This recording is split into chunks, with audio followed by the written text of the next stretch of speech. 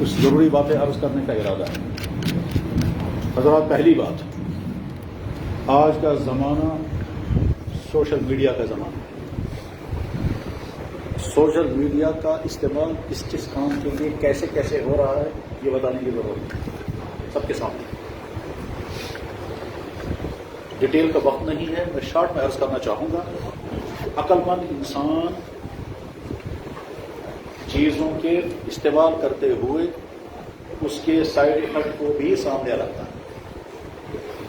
عقل مند انسان چیزوں کو استعمال کرتے ہوئے اس چیز کے سائیڈ ایفیکٹ کو بھی سامنے رکھتا ہے اور سائیڈ ایفیکٹ سے اپنے آپ کو بچاتا ہے اور چیز کا استعمال کرتا ہے۔ بجلی بہت فائدے مند چیز ہے، کوئی شک نہیں، لیکن کون انسان بے احتیاطی برتے گا جس کے نتیجے میں پھر آگ لگ جاتی ہے اور کیا کیا ہوتا ہے۔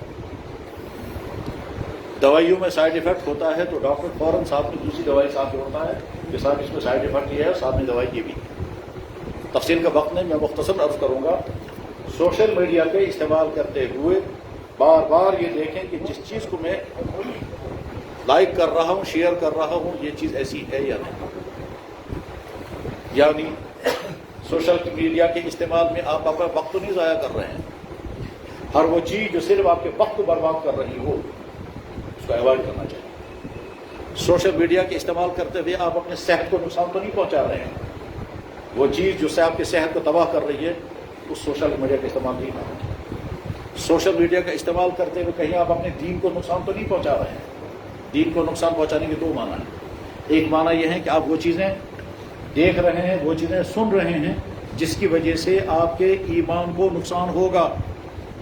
مثلا آپ نے کوئی ایسی ویب سائٹ دیکھی جس ویب سائٹ کا کام ہی کنفیوژن پیدا کرنا ہے اور آپ کو کنفیوژن ہو گیا اللہ کی ذات کے بارے میں، آپ کو کنفیوژن ہو گیا نبی کی ذات کے بارے میں، آپ کو کنفیوژن ہو گیا قرآن کے بارے میں، آپ کو کنفیوژن ہو گیا اسلام کے کسی بھی حکم کے بارے میں۔ آپ اس کو دیکھتے رہیں گے، کنفیوز ہوتے رہیں گے اور یہ کنفیوژن اندر پنپتا رہے گا، بڑھتا رہے گا۔ ایسا ہو سکتا ہے کہ آپ زبان سے اس کا اظہار نہ کر پائیں ماحول کے دباؤ کی وجہ سے۔ مثلا بچہ جو ہے وہ اندر اس کے طرح طرح کے الٹے سیدھے خیالات آ رہے ہیں، مگر اگر ذہن پر پانا خبر کیا ہونا نہیں کرے گی، لہذا اندر تو اس کا تو اندر کفر پڑ رہا ہے اور آپ چپ بیٹھے، یہ اسی ویب سائٹ کا نتیجہ۔ اسی طرح سے اگر آپ ایسی ویب سائٹیں وزٹ کر رہے ہیں جن کے دیکھنے جن کے سننے سے صرف گناہ ہو رہے ہوں، ہماری آنکھ، ہمارا کان، ہم وہ دیکھ رہے ہیں جو نہیں دیکھنا چاہیے، ہم وہ سن رہے ہیں جو نہیں سننا چاہیے، ہم اس چیز کو لائک کر رہے ہیں جس کو نہیں کرنا چاہیے، یہ نادانی ہے۔ سوشل میڈیا کے استعمال کرتے ہوئے بہت زیادہ احتیاط کرنے کی ضرورت ہے، بلکہ میں اس لیے بھی عرض کرنا چاہتا ہوں کہ اسلامی.com کے نام پر غیر اسلامی چینلیں بھی کام کر رہی ہیں۔ نام ہے اسلامی.com اور ایک نہیں، ہزاروں چینلیں ہیں جو اسلامی.com کے نام پر یا اس طرح کے کسی اچھے کے نام پر کام کر رہی ہیں اور اندر وہ کچھ اور ہے۔ اس لیے خود بھی اور اپنے بچوں کو بھی، خصوصاً اپنے مستورات کو، ایسا نہ ہو ہم سوشل میڈیا کا استعمال کرتے کرتے اپنے گھر والوں سے دور ہو جائیں۔ چنانچہ شوہر گھر آتا ہے وہ اپنے موبائل پر لگا ہوا ہے، بیوی ہے وہ اپنے موبائل پر لگی ہوئی ہے، وہ نہ ان کو پوچھتا ہے نہ ان کو پوچھتا ہے، دنیا بھر کے ساتھ تعلقات ہیں جن کے ساتھ رکھنا چاہیے ان سے دور ہو رہے ہیں۔ ایسا نہ ہو کہ باپ گھر میں بوڑھا ہے، بیٹے کو دوائی لانے کی فرصت نہیں ہے کیونکہ صاحب وہ لگا ہوا ہے سوشل میڈیا، وہ لائکنگ اور شیئرنگ میں لگے ہوئے ہیں۔ تو ایسا نہ ہو کہ ہم سوشل میڈیا میں پھنسے ہوئے ہیں، جو ہماری لازمی ڈیوٹی ہے وہ بھی چھوڑ رہے ہیں۔ ایسا نہ ہو کہ ہم سوشل میڈیا میں دنیا بھر سے تو دوستی ہے، جن کے ساتھ دوستی کرنی چاہیے وہ اپنے والدین ہیں، اپنی بیوی بچے ہیں، اپنے رشتہ دار ہیں، ان سے بات کرنے کی بھی فرصت نہیں۔ 12 شارٹ میں ڈیٹیل کا وقت نہیں ہے۔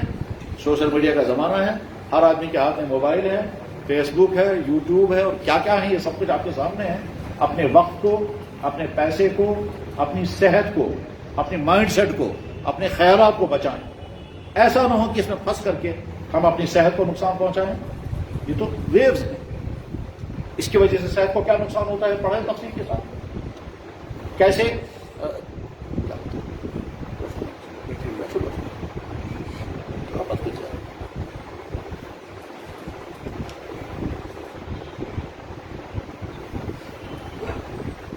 میں نے ابھی چند دنوں پہلے ایک بہت قابل اعتماد آدمی سے سنا، وہ برطانیہ میں تھے، جس گھر میں وہ گئے وہاں وہ گھر والے جو ہے وہ کوئی چینل دیکھ رہے تھے، وہ چینل دیکھ رہے تھے تو یہ چونکہ عالم ہیں انہوں نے وہ ساری چینل دیکھی. اس کے بعد ان سے پوچھا کہ آپ یہ چینل دیکھتے رہتے ہیں؟ کہنے لگے جی ہاں بڑی پابندی سے دیکھتا ہوں. کہنے لگے یہ تو مرزائیوں کی چینل ہے. کہنے لگے آپ کو کیسے پتا چلا؟ کہنے لگے اس نے پہلے قرآن دکھایا, پھر حدیثیں دکھائی, پھر کچھ اخلاق کی باتیں بتائی, اور اخیر میں کہہ رہا ہے اب مسیح موعود کے ارشادات سنیں. مسیح موعود مرزا غلام قادیانی کو کہتے ہیں. تو اخیر میں اپنا فیور ڈال دیا اس نے, اور وہ گھر والے بڑے شوق سے دیکھ رہے ہیں ان کی چینلیں. تو خیر اسی طرح سے نہ جانے کتنے یہودی ادارے اسلامی.com کے نام پر اسلامی چینلیں چلاتے ہیں, اور مقصد ان کا صرف کنفیوژن پیدا کرنا ہے. اور کنفیوژن پیدا کرنے کا ایک آرٹ ہے, ایک آرٹ ہے. اس آرٹ کے ذریعے سے اچھے انسان کو میں کنفیوز کر سکتا ہوں, اور اس کے لیے باقاعدہ ٹریننگ ہوتی ہے کہ آپ اگر کسی کو کنفیوز کرنا چاہتے تو کیسے کر سکتے ہیں. اگر میں آپ کو مثال بتانا چاہوں تو میں بھی مثال بتاتا ہوں.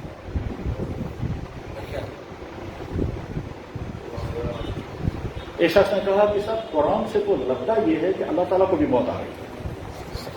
تو کہتے ہیں کیا بات کرتے ہیں آپ؟ کہہ رہے کہ دیکھیں نا قرآن میں اللہ تعالیٰ فرماتے ہیں وَيُحَذِّرُكُمُ اللَّهُ نَفْسَهُ, اللہ تعالیٰ تمہیں اپنے نفس سے ڈراتا ہے.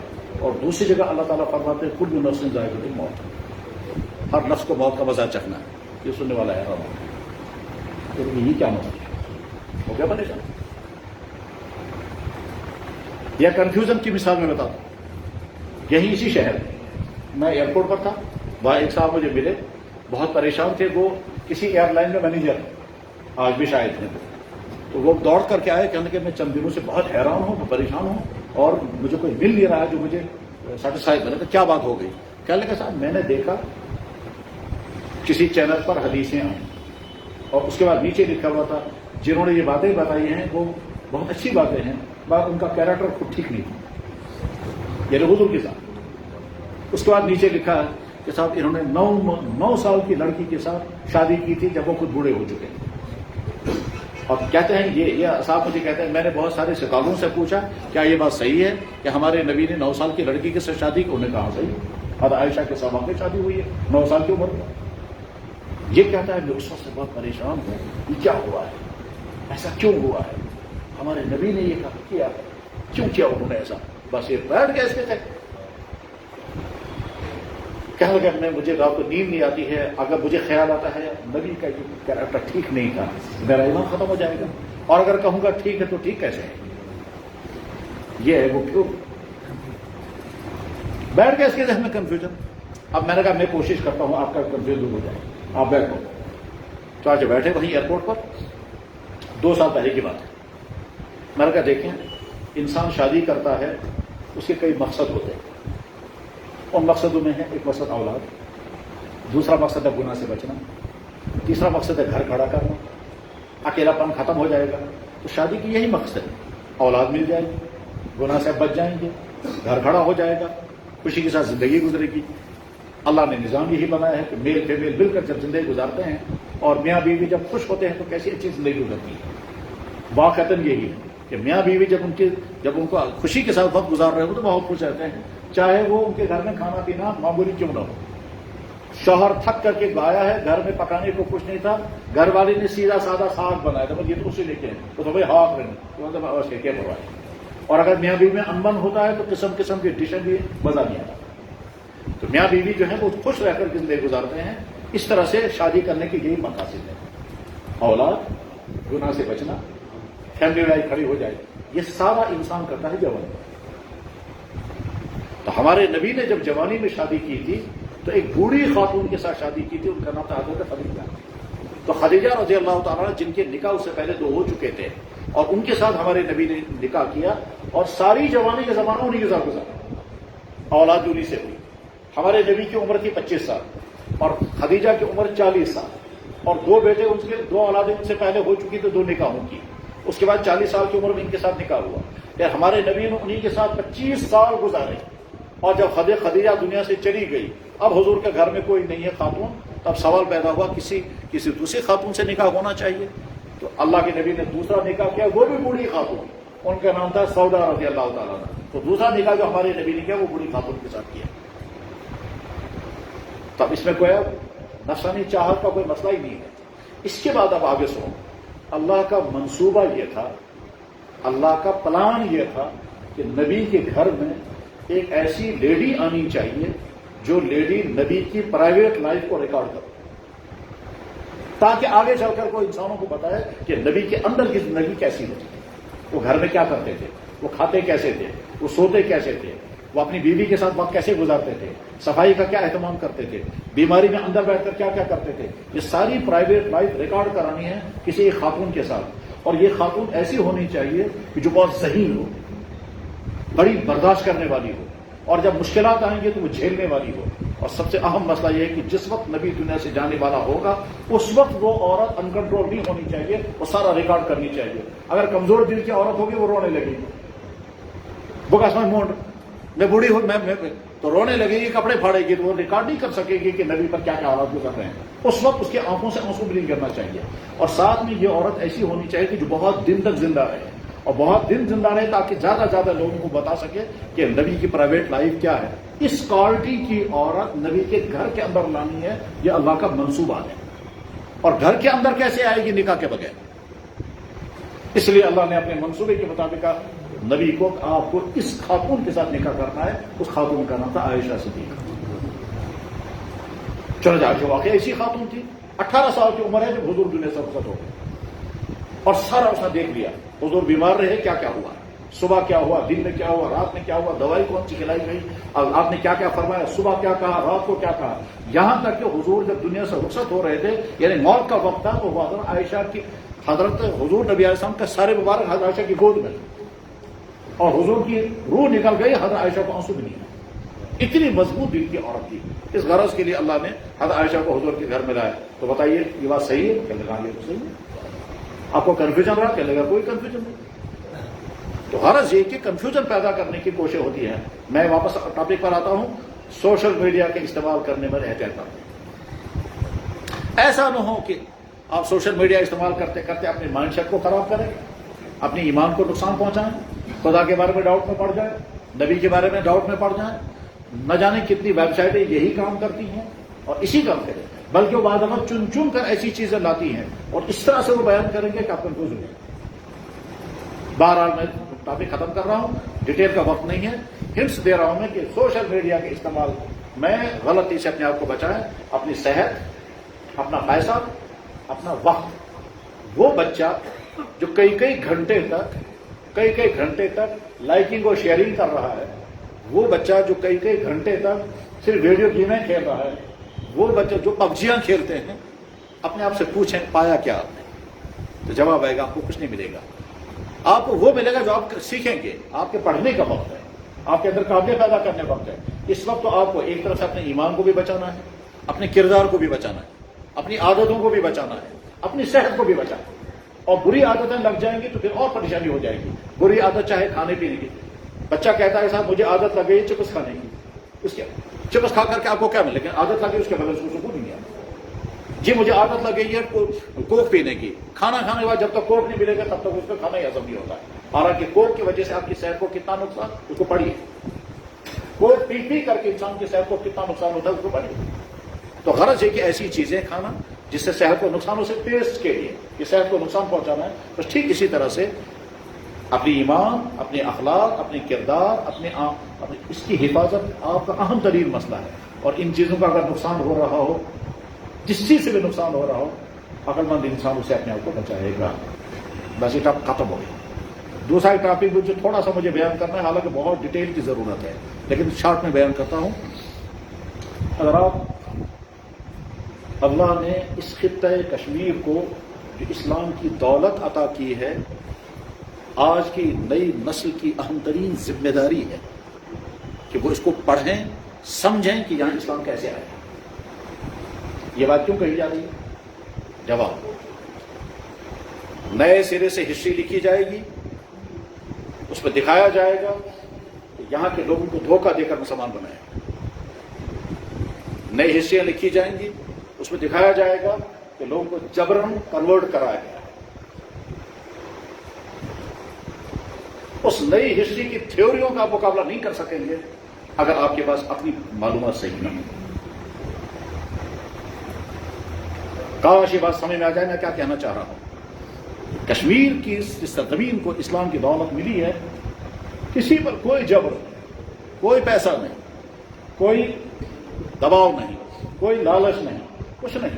یہاں کے لوگوں نے اپنی خوشی سے اسلام قبول کیا. نہ کوئی باہر سے آنے والا کوئی پیسہ لے کر آیا تھا، نہ باہر سے آنے والا کوئی تلوار لے کر آیا تھا، نہ باہر سے آنے والا کوئی پشا ڈالنے والا تھا. باہر سے آنے والا ایک شخص پہلا جس کے ذریعے سے یہاں اسلام کی بنیاد پڑی ہے، اس کا نام تھا سید عبد الرحمن بلبل رحمت اللہ علیہ. یہ چائنا سے آئے تھے اور یہاں کشمیر میں جب پہنچے ہیں اس وقت یہاں کا بادشاہ رنچن اپنی مرضی سے مسلمان بنا ہے. باہر کا آنے والا مسافر کون سی تلوار چلا تھا اس میں؟ وہ تو مسافر تھے اور نے دعوت دی ان کو اسلام کی، اور اسلام کا جب تعارف کرایا ہے تو رنجن مسلمان ہوا. اس وقت کیا حالات پیش آئے ہیں وہ ہسٹری آپ کو پڑھنی ہے، نمبر 1. نمبر 2 پر جو بڑی شخصیت کشمیر میں آئی ہے جس کے ذریعے سے کشمیر میں اسلام پھیلا ہے وہ شاہ ہمدان رحمہ اللہ تعالیٰ، میر سید علی حمدانی رحمہ اللہ تعالیٰ. اور یہ اللہ اور نبی کے منصوبے کے مطابق یہاں کشمیر میں اسلام پہنچا ہے. یہ میں جب بیچ میں لفظ بول رہا ہوں نبی کا منصوبہ، اب اس کو ڈیٹیل میں سمجھا نہیں سکتا، شارٹ میں بتاتا ہوں. شاہ ہمدان جوانی میں ہیں، ان کے استاد کا نام تھا علاؤالدولہ سمنانی رحمہ اللہ تعالیٰ. شاہ ہمدان کے استاد ہیں، یہ پڑھ رہے ہیں ان سے. اسی بیچ میں شاہ ہمدان کو خواب میں زیارت ہو گئی جناب رسول اکرم صلی اللہ علیہ وسلم. حضرت نے فرمایا تم کامل نہیں بن سکو گے تب تک جب تک تم محمود مزدقانی کے پاس نہیں جاؤ گے. محمود مزدقانی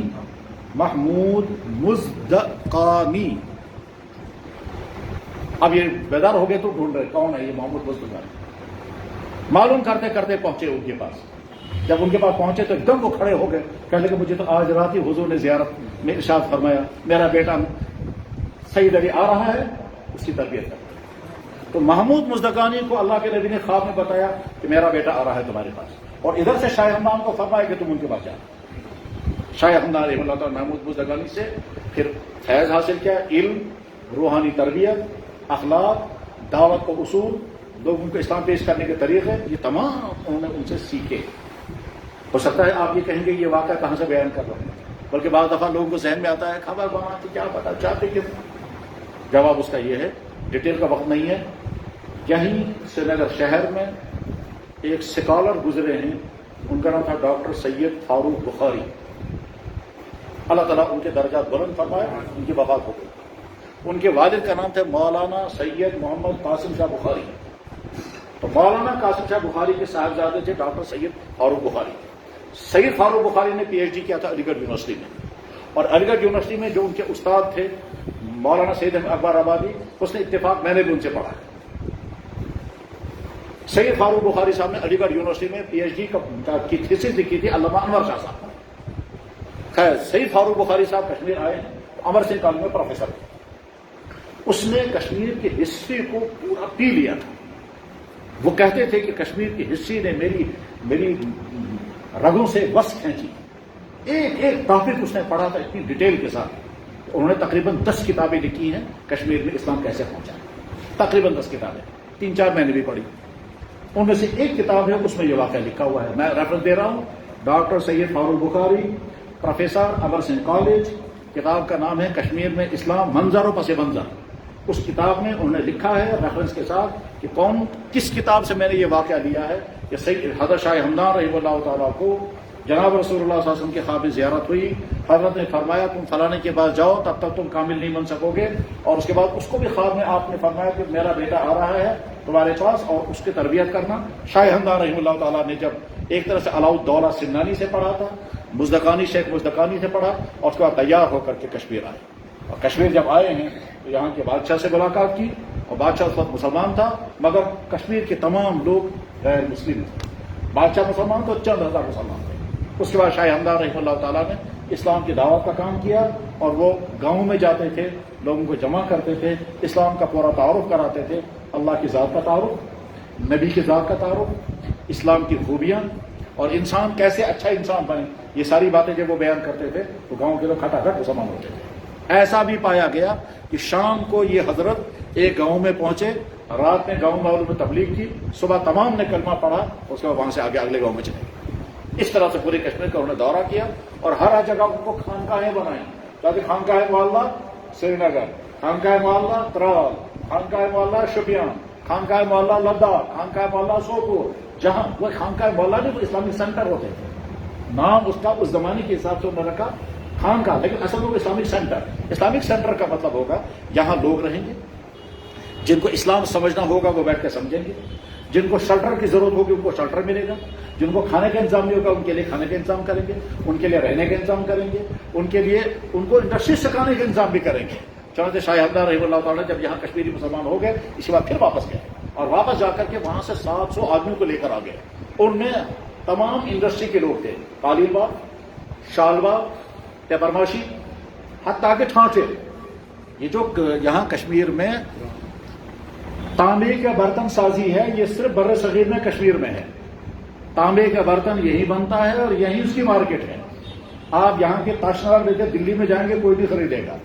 وہاں والے تو کہیں گے ہم تو چینی کے برتنوں میں کھانا کھانے والے ہیں. یہ کشمیری ہیں جو آج بھی کھا رہے ہیں کس میں؟ تانبے کے برتنوں میں. تو تانبے کے برتنوں کی انڈسٹری شاہ حمدان رحمہ اللہ تعالیٰ نے لائی تھی. اسی لیے علامہ اقبال نے کہا تھا سید السادات سالار عجم، جو سالار عجم تو سردار سید ہم سردار دست او معمار تقدیر امم. کہتا ہے یہ ایسا انسان ہے کہ یہ کسی قوم کو چابی لگا دیتا ہے، اس قوم کو کہیں سے کہیں پہنچا دیتا ہے. دست او معمار تقدیر امم. خیر مزید تفصیل کا وقت نہیں ہے. شاہ حمدان واپس چلے گئے. واپس جانے کے بعد ان کا ارادہ تھا پھر آنے کا، لیکن راستے میں موت کا وقت نزدیک آ گیا. وہ سمجھ گئے کہ اب میں واپس کشمیر نہیں جا سکوں گا، تو اس لیے اپنا بیٹا، اس بیٹے کا نام تھا محمد، نیچر نام از محمد، اپنے کچھ مریدوں کو شاگردوں کو جمع کیا، کہا میرا بیٹا تمہارے حوالے ہے. اس کو پڑھانا بھی، یہ قابل بھی بننا چاہیے، عالم بننا چاہیے، صوفی بننا چاہیے، روحانیت اس کے اندر آنی چاہیے. تیار کر کے واپس وہ کشمیر بھیجو تاکہ وہ کشمیر میں بچا کھچا کام یہ پورا کرے گا. چنانچہ سال تک 12 یا 14 سال کی عمر میں محمد حمدانی استادوں کے حوالے ہو گیا. 22 سال کی عمر میں محمد حمدانی ان میرڈ جوان لڑکا جب کشمیر آیا ہے تو سارا کشمیر استقبال کے لیے کھڑا ہو، پورا کشمیر استقبال کے لیے کھڑا تھا. پیر صاحب نے ایسے پیر صاحب نہیں چھپا. چنانچہ اس زمانے میں حضرت شیخ نور الدین ولی رحمہ اللہ تعالیٰ جو بہت بڑے بزرگ تھے، جب میر محمد حمدانی سے ملے تھے کہ حضرت میں آپ کا بغوث کون بری، تو میر محمد حمدانی چھوٹا لڑکا 22 سال کا اور شیخ نور الدین ولی ان کے مرید ہو گئے. اور میر محمد حمدانی نے بعد میں ان کو کہا میں سے خلافت. خیر تو میر محمد حمدانی جب کشمیر کو تشریف لائے تو انہوں نے اپنے ابا جان کا رہا سہا کام پورا کیا. اس رہے سہے کام میں یہ بھی واقعہ پایا گیا کہ جناب یہاں بادشاہ اس وقت مجھے اس وقت یاد نہیں ہے، اس وقت بادشاہ شہاب الدین تھا یا قطب الدین تھا یا علاؤدین، کون سے تھے یہ ہسٹری میں ملے گا. اس کا وزیر اعظم نان مسلم تھا جس کا نام تھا صربات. بادشاہ مسلمان ہے، وزیر اعظم اس کا نان مسلم، اس کا نام تھا صربات. میر محمد حمدانی رحمہ اللہ تعالیٰ سے جب اس کی ملاقات ہوئی تو میر محمد زبردست صاحب علم تھا اور گفتگو کرنا جانتے تھے، وہ منطق بھی، فلسفہ بھی، سب کچھ. تو صحبت ان کے ساتھ ملنے کے بعد پھر وہ مسلمان ہوئے. پہلے وہ وزیر اعظم مسلمان، اور مسلمان بننے کے بعد اس نے درخواست کی کہ حضرت میں تو آپ کا مرید، آپ میرے پیر، مگر ساتھ میں میری درخواست یہ ہے کہ میری بیٹی آپ نکاح میں قبول کر لیں. تو میر محمد حمدانی کا نکاح ہوا وزیر اعظم صحبت، جس کا نام اب صدر الدین رکھا گیا، اس کی بیٹی کی ساتھ. پہلے وہی وزیر اعظم صاحب نام تھا، لیکن اللہ کا فیصلہ ہے 2-3 سال کے اندر وہ خاتون وفات ہو گئی، زندہ نہیں رہ سکی. بہرحال میر محمد حمدانی تشریف لائے، عیدگاہ اسی نے کھڑا کیا، ملکہ کا قبرستان اسی کا کھڑا کیا ہوا ہے، اور کتنے کارنامے انجام دیے وہ تاریخ میں پڑے. تو ہم کو کشمیر میں اسلام 3 سٹپ پر پہنچا. نمبر 1 عبدالرحمان بلبل، نمبر 2 شاہ حمدان، نمبر 3 میر محمد حمدانی. اور اس کے بعد پھر یہاں بہت بڑے بڑے علماء، صوفیہ، بزرگ کتنے بڑے بڑے پیدا ہوئے ہیں. ایک زمانہ ایسا تھا کہ کشمیر میں حدیث کا ماہر اتنا بڑا انسان تھا کہ پورے بر صغیر میں ہندوستان پاکستان میں کہیں نہیں تھا، اتنا بڑا. اس کا نام تھا شیخ یعقوب السرخی رحمۃ اللہ علیہ، جو حضرت مجدد الفسانی کا بھی استاد ہے. خیر تو کشمیر میں اسلام کیسے پہنچا؟ جتنے ہماری یہ نوجوان نسل ہیں، جیسے جب تم 10 قسم کے ٹاپک پڑھتے ہو، 10 قسم کے سبجیکٹ پڑھتے ہو، ساتھ میں یہ بھی پڑھو اسلام ہمارے یہاں کیسے پہنچا ہے. ورنہ آگے چل کر کے آپ کو وہ ہسٹری بتائی جائے گی اور جس کی ہسٹری کو پڑھا کر کے پھر کہا جائے گا کیا صاحب یہاں جبرن اسلام پھیلا ہے، لوگوں نے دباؤ ڈالا ہے، لوگوں کو لالچ دیا گیا ہے، آپ کنورٹ ہو جاؤ، آپ واپس آ جاؤ. یہ مہم آ سکتی ہے، اور اس وقت آپ اس مہم کا مقابلہ تب کر سکیں گے جب آپ کو اپنی ہسٹری معلوم ہوگی۔ جس قوم کو اپنی ہسٹری معلوم نہیں، اس قوم کی جڑیں نکل جائیں گی۔ کاش یہ بات سمجھ میں آ جائے۔ بس میں یہ دو باتیں عرض کرنا چاہتا ہوں، سوشل میڈیا کا صحیح استعمال اور اسلام کی دولت اور نعمت ہم کو کیسے ملی ہے، اور اس میں نہ کہیں بیچ میں دباؤ رہا ہے، نہ کہیں تلوار چلی ہے، نہ کوئی لالچ دیا گیا، نہ کوئی جبر کیا گیا، اور ہم اعلان کر کے کہتے ہیں اگر کسی انسان کو جبرن مسلمان بنایا گیا وہ مسلمان ہے ہی نہیں۔ اگر کسی انسان کو جبرن مسلمان بنایا گیا وہ مسلمان ہے ہی نہیں۔ مثلا یہ شخص ہے، کوئی آدمی اس سے کہے گا یا تو مسلمان بن جا ورنہ تجھے ماریں گے، اس نے سوچا جان بچانے کے لیے مجھے مسلمان بننا چاہیے، اس نے کہا جناب بتاؤ کیا کرنا ہے، کہا پڑھو کلمہ، اس نے کہا پڑھاؤ جی کلمہ، ہم نے اس کو کلمہ پڑھا ہے، دل میں کہتا ہے میں تو جان بچانے کے لیے کر رہا ہوں، ٹھیک ہے۔ اب اسلام سے پوچھیں گے یہ شخص مسلمان ہے؟ اسلام کے جگہ میں اسلام سے پوچھیں گے جناب اس نے تو کلمہ پڑھ لیا، جواب ہے کلمہ بعد میں، پہلے دل میں آنا چاہیے۔ ایمان پہلے دل میں، بعد میں زبان پر آیا، دل میں نہیں زبان پر آیا۔ اسلام اس کو کہتے ہیں منافق، اور قرآن نے صاحب اعلان کر کے کہا کہ جس کے دل میں کفر ہے زبان پر کتنا ہے وہ ایمان کا اعلان کرے وہ مسلمان۔ لا اکراہ فی الدین، اسلام میں کوئی جبر نہیں، اسلام میں کوئی لالچ کی بیس پر جو مسلمان بنے گا وہ مسلمان نہیں، پریشر کی بیس پر جو مسلمان بنے گا وہ مسلمان نہیں، دھوکہ دے کر جو مسلمان بنے گا وہ مسلمان نہیں ہے۔ مسلمان صاف شفاف، ہم کو نہ پریشر کی ضرورت ہے نہ پیسہ خرچ کرنے کی ضرورت ہے، اسلام اپنی سچائی سے خود ہی لوگوں کو اپنی طرف کھینچتا ہے۔ آج بھی واقعہ ساری دنیا میں ہوتے ہیں کس طرح سے لوگ اسلام کی طرف آ رہے ہیں۔